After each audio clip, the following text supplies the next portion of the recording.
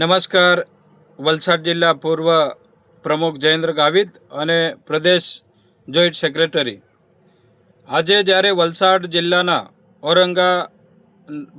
ઔરંગા નદી ઉપર જે બ્રિજ ધરાશયી થયો છે, જેની સાથે 4 પીડિત પરિવાર પણ જે હાદસામાં ગયા છે, પરંતુ હાલમાં એમને સારવાર માટે હોસ્પિટલમાં ખસેડવામાં આવ્યા છે, ત્યારે આ ભારતીય જનતા પાર્ટીની સરકાર આવા બ્રિજો ઘણા બધા આખા ગુજરાતમાં, દરેક રાજ્યમાં, દરેક તાલુકામાં, દરેક જગ્યાએ આકસ્મિક રીતે કેટલાક બ્રિજો જે ધરાશય થતા આવ્યા છે.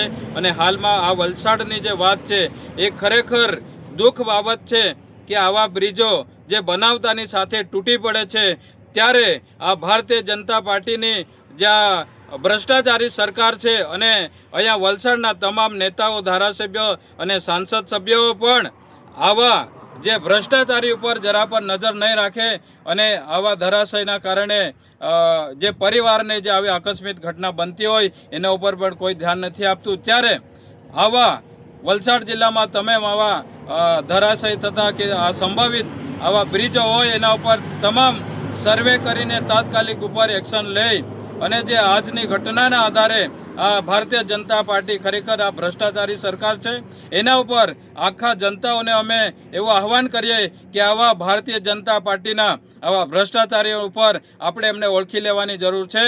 અને આ જે ઘટના છે, આ ઘટના ખરેખર દુઃખદ ઘટના કહેવાય, કારણ કે આવા તો અનેક બનાવો બનતા હોય છતાં પણ આ વર્તમાન સરકાર એના ઉપર કોઈ જાતની ધ્યાન નથી આપતી. માટે અમે આવનારા દિવસોમાં આવા દરેક જે તે જર્જરિત હાલત આવા બ્રિજો હશે એના પર અમે અમારી ટીમ સર્વે કરીને એના ઉપર અમે રજૂઆતો કરીશું. અને એવા ઘટના અને આવા કરનાર જે કોન્ટ્રાક્ટરો કે જે તે ધારાસભ્ય કે જે તે નેતા હોય, મિલી ભગત સાથે મળીને આવું કામ કરતા હોય, એના ઉપર કાયદેસરની કાર્યવાહી કરે એવી સરકારને અમે પહેલ કરીએ છીએ.